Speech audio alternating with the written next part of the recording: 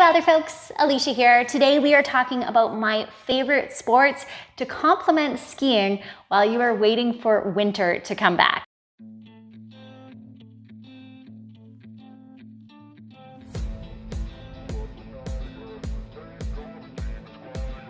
Now I've got 5 that I'm going to mention today, and all of them are in addition to a solid strength and conditioning plan to get you ready for your next ski season.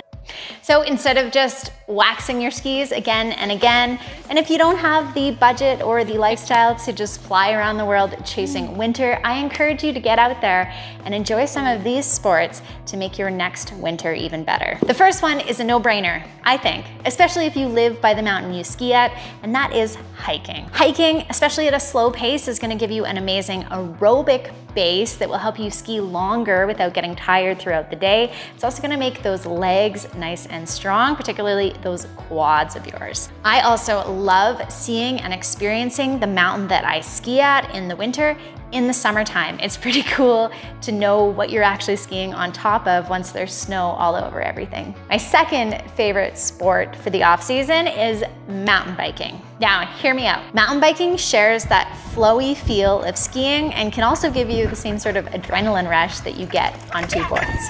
Now, a lot of the same ski hills that you're skiing at in the winter will also offer mountain biking trails in the summer for downhill biking, but I would encourage you to also try cross-country biking.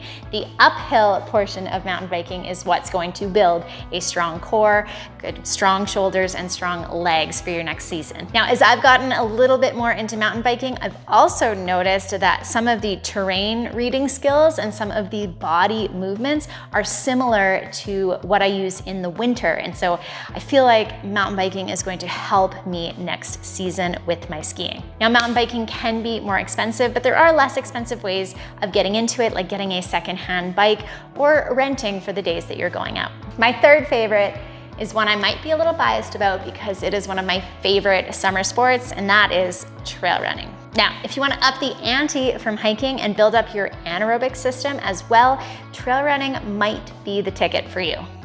Now, especially if you're the kind of person that likes to propel yourself up the hill and do ski touring in the winter, trail running is going to be working on a lot of the same systems and muscles. The variety of the terrain that you're on is also going to help you build up your volume without encountering an overuse injury. And I have found that flowy downhill running gets me in the same kind of zone as a really good ski run.